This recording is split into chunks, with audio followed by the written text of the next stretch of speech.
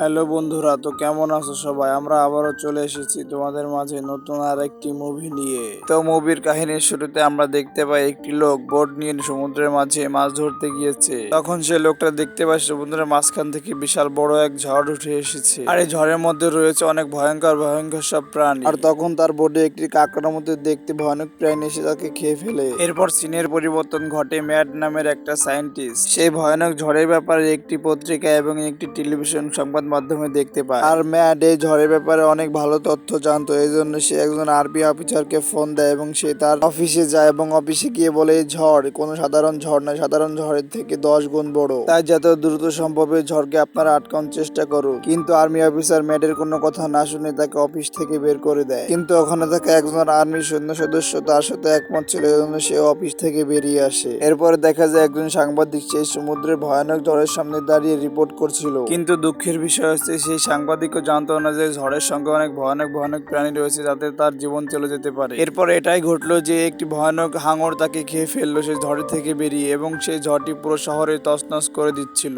এরপর ম্যাড নামে সেই সায়েন্টিস্ট ট্রাভ নামে সেই আর্মি অফিসারের সঙ্গে আলোচনা করছিল যে কিভাবে তারা সেই ঝড়ের মোকাবেলা করবে। কিন্তু আর্মি অফিসার ওই সায়েন্টিস্টের প্ল্যানটি পছন্দ হয় না, এজন্য সে তাকে এইখানে একা রেখে চলে আসে। এরপর সিনের আবার পরিবর্তন হয় এবং দেখা যায় একটি হোটেলের ম্যানেজার সমস্ত হোটেলের লোকদের বলছে আপনারা হোটেলের মধ্যেই থাকুন, কারণ বাইরে অনেক ভয়ানক বিপদ আসতে চলেছে, একটি ঝড় আসতে চলেছে, যে ঝড়ের মোকাবেলা এত সহজে কেউ করতে পারছে না এবং ভয়ানক ভয়ানক ভয়ানক প্রাণী মানুষদের মেরে খেয়ে ফেলছে। আর তারপর দেখা যায় ম্যাড রাস্তা দিয়ে হাঁটছিল, সে আকাশের দিকে তাকায় দেখতে পায় একটি প্লেনে উঠছে, কিন্তু সেই প্লেনটাকেও ঝড়ের মধ্যে থাকা একটি ড্রাগন আগুন ধরিয়ে পুড়িয়ে ফেলে। ম্যাড তখন এটা দেখে দৌড়ে গিয়ে সে হোটেলের দরজায় গিয়ে দাঁড়ায়। তারপর ম্যাড বলে আমাকে বাঁচাও, আমাকে উদ্ধার করো এই ভয়ঙ্কর মনস্টারের হাত থেকে। এরপর হোটেলের ম্যানেজার দরজা খুলে ম্যাটকে ভিতরে টেনে নেয় এবং ম্যাট ভিতরে ঢোকার পরে তারা দেখতে পায় একটি ভয়ঙ্কর প্রাণী মাকড়সার মতো দেখতে ম্যাটকে আক্রমণ করেছিল। কিন্তু হোটেলের দরজাটি গ্লাস হওয়ার কারণে এবং অনেক শক্তপোক্ত হওয়ার কারণে সেই ভয়ঙ্কর মাকড়সা প্রাণীটির ভিতরে আর ঢুকতে পারে না। আর অপরদিকে দেখা যায় ওই হোটেলের রুমে একটি চোরকে আটকে রেখেছিল পুলিশেরা। তারা যে রুমে ছিল ওই রুমের বাইরে গ্লাসের উপরে দেখে অনেক বড় একটি অক্টোপাস।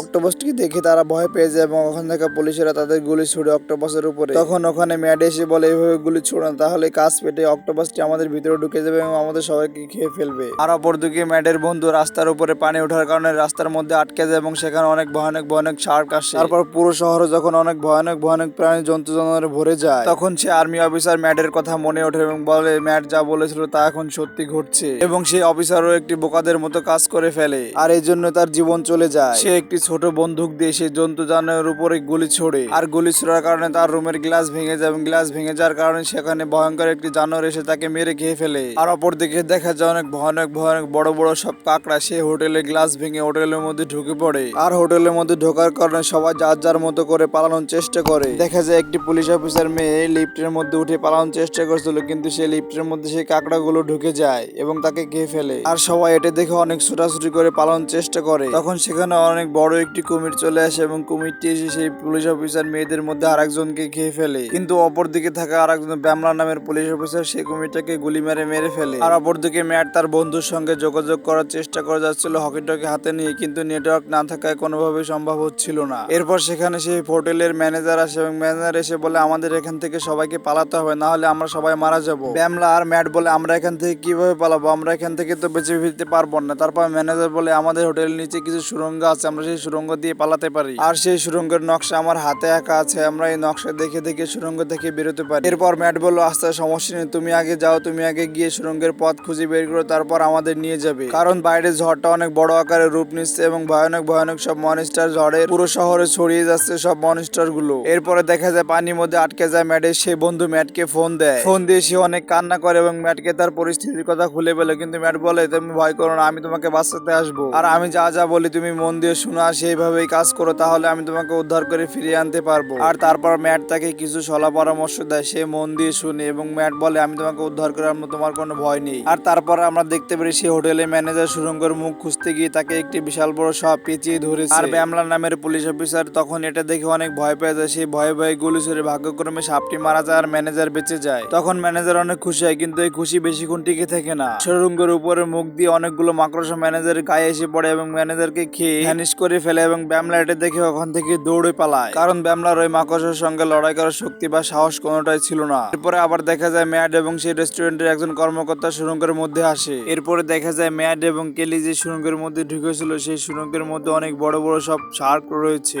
তখন ম্যাড এবং কেলি পিছন দিয়ে যাওয়ার সিদ্ধান্ত নেয়, আর প্যামেলা তখন তাদের সবাইকে খুঁজে নেয় এবং তাদেরকে খুঁজে প্যামেলা অনেক খুশি হয়। প্যামেলার হাতে তারা সেই হোটেল ম্যানেজারের নকশা করা হাতটি দেখতে পায়। তারা তিনজন মিলে যখন সেখান থেকে পালানোর চেষ্টা করছিল সেখানে দেয়াল ফেটে একটি অনেক ভয়ানক বড় শার্ক আসে, আর শার্কটির ভিতরে ঢোকার কারণে প্যামেলার পায়ে অনেক আঘাত পায়। সে পায়ে আঘাত পেয়ে ওখানে বসে যায় এবং সে অনেক কান্না করে। আর ম্যাড এবং কেলি সেটা দেখে ভয় পেয়ে ওখান থেকে দৌড়ে পালিয়ে যায়। আর প্যামেলা বলে আমাকে নিয়ে যাও, আমাকে তোমরা উদ্ধার করো, বাঁচাও। কিন্তু তারা তাদের জীবন নিয়ে ওখান থেকে পালিয়ে যায়। এরপর যখন শার্কটি প্যামেলাকে খেতে যাচ্ছে তখন সেখানে একটি ছোট মাছ আসে, আর শার্কটি ছোট মাছটিকে খেয়ে প্যামেলার ওখান থেকে চলে যায়। আর অপরদিকে ম্যাড এবং কেলি যখন একটি সুড়ঙ্গের মুখে এসে দাঁড়ায় তখন ম্যাড তার বন্ধুকে আবারও হকি-টকি দিয়ে কল করে এবং বলে, বন্ধু তোমার কি অবস্থা, ওখানে কি পরিবেশ? এরপর ম্যাড তার বন্ধুকে বলে, তোমার কোনো ভয় নেই, আর্মি অফিসাররা তোমাকে গিয়ে উদ্ধার করে বাঁচিয়ে নেবে। তখন ম্যাডের বন্ধু ম্যাডকে হেসে হেসে উত্তরে বলে, সমস্যা নেই, আর্মি অফিসাররা আমাকে উদ্ধার করার আগে আমি হয়তো মারা যাব, কারণ রাস্তার পানি ক্রমশ বেড়ে চলেছে আর আমার চারিদিকে অনেক বড় বড় শার্কটা ভেসে যাচ্ছে। আমি হয়তো বা এই পানির মধ্যে ডুবে মারা যেতে পারি কিংবা শার্কটা আমাকে খেয়ে ফেলতে পারে। দেখা যায় তার মুখের কথা মুখেই রইল, আর অনেক বড় একটি শার্ক তাকে খেয়ে ফেললো। তারপর ম্যাড তার বন্ধুর শেষ কথা শুনে হকি-টকি লাইন কেটে দিয়ে ওখান থেকে দৌড়ে গিয়ে সুড়ঙ্গের আর একটি মুখের দিকে যায়। এরপর কেলি ম্যাডকে অনেক ধন্যবাদ জানায় এবং বলে, তোমার জন্য আমি হয়তো এখনো বেঁচে আছি, এই জন্য কেলি ম্যাডকে জড়িয়ে ধরে। এরপর কেলি কয়েক সেকেন্ড পর উপলব্ধি করতে পারে যে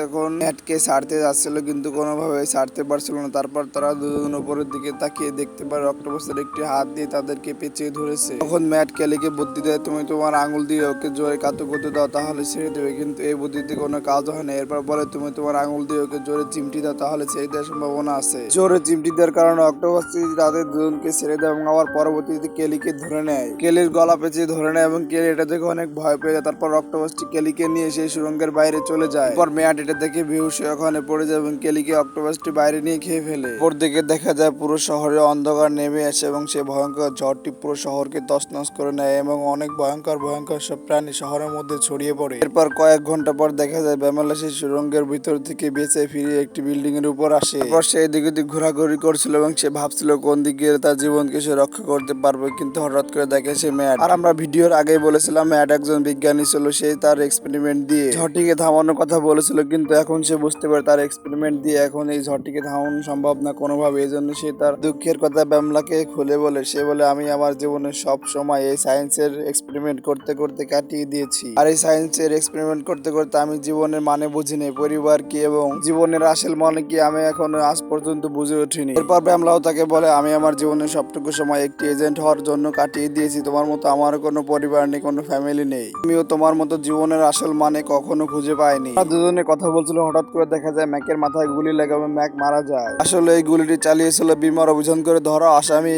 ক্লাইভ। ক্লাইভ গুলিটি চালিয়েছিল বিমার উপরে, কিন্তু লেগে যায় ম্যাকের মাথায়। তারপর সে বিমার কাছে গিয়ে বিমার বন্দুকটি নিয়ে বিমার মাথায় ধরে এবং বলে, তুমি আমাকে সাজা দিয়েছো এবং আমিও তোমাকে মেরে ফেলবো। এরপর দেখা যায় ম্যাক আবার বেঁচে যায়। আসলে ম্যাকের মাথায় গুলিটি লেগেছিল না, ম্যাকের মাথায় হালকাভাবে ছোঁয়া লেগে গিয়েছিল গুলিটি। এরপর বিমাকে যখন মেরে ফেলা হুমকি দেয়, অপরদিকে ম্যাক উঠে দাঁড়ায় এবং তাকে বাঁচানোর চেষ্টা করছিল। তারপর সে আর একটি বন্দুক নিয়ে ম্যাককেও তাক করে। এরপর সে তাদের দুজনের দিকে বন্দুক তাক করে বলে, আমি তোমাদের দুজনকে মেরে ফেলবো। তারপর তাদের দুজনের উপর গুলি ছোড়ে, কিন্তু দেখা যায় বন্দুকের মধ্যে কোনো গুলি নেই। তখন ম্যাক দৌড়ে গিয়ে তাকে ঘুষি মেরে দেয়। অপরদিকে বিমা দৌড়ে গিয়ে তার বন্দুকটা হাতে নেয় এবং বন্দুকটা হাতে নিয়ে বলে, আমি তোমাকে যদি এখন মেরে ফেলি তাহলে কি হবে তোমার? সে বলে, আমার ভুল হয়েছে, আমাকে ক্ষমা করে দাও। কিন্তু এই কথা বলতে না বলতে একটি অক্টোপাস সেই ভিলেনটাকে ধরে নিয়ে চলে যায়। আবার সে অক্টোপাসটি বিমা এবং ম্যাককে ধরার চেষ্টা করে, কিন্তু তারা অনেক উঁচু জায়গায় চলে যায়। কিন্তু সেখানেও দেখা যায় একটি কুমির এবং একটি অক্টোপাস তাদেরকে ধরার জন্য চলে যায় তাদের পিছু পিছু। তখন তারা দুজন ভাবতে লাগে হয়তো তারা আর বেঁচে ফিরতে পারবে না। এরপর দেখা যায় একটি হকি-টকি দিয়ে তারা একজন সেনাবাহিনী কর্মকর্তার সঙ্গে যোগাযোগ করে। তারপর সেখানে একটি যুদ্ধ বিমান আসে এবং যুদ্ধ বিমানটি এসে সেই অক্টোপাস এবং কুমিরটিকে মেরে ফেলে। আর এইভাবে করে পুরো শহরে অনেকগুলো যুদ্ধ বিমান দেওয়া হয় এবং সেই যুদ্ধ বিমানের সাহায্যে বড় বড় সব মনিস্টারকে মেরে ফেলে। আর এটা দেখে বিমা এবং ম্যাক অনেক খুশি হয়। তারা বলে, আমরা এই যাত্রা বেঁচে গেলাম। আর পরবর্তীতে বিমা এবং ম্যাক্স ওখান থেকে বেরিয়ে বিয়ে করে নেয় এবং সুখে শান্তিতে তারা দুজনে জীবন কাটায়। আর মুভির কাহিনী এখানে শেষ হয়ে যায়। বন্ধুরা, ভিডিওটি ভালো লাগলে থাকলে অবশ্যই লাইক, কমেন্ট এবং সাবস্ক্রাইব করে যাবে। বন্ধুরা, তোমাদের সঙ্গে একটি দুঃখের কথা শেয়ার করি, তোমরা আমার ভিডিও দেখে দেখে চলে যাও, কোনো লাইক বা সাবস্ক্রাইব করো না। তোমরা অবশ্যই লাইক, কমেন্ট এবং সাবস্ক্রাইব করবে, কারণ তোমাদের একটি লাইক, কমেন্ট, সাবস্ক্রাইব আমাকে নতুন একটি মুভি বানাতে উৎসাহ করে। আর হ্যাঁ, এখন থেকে এমন সব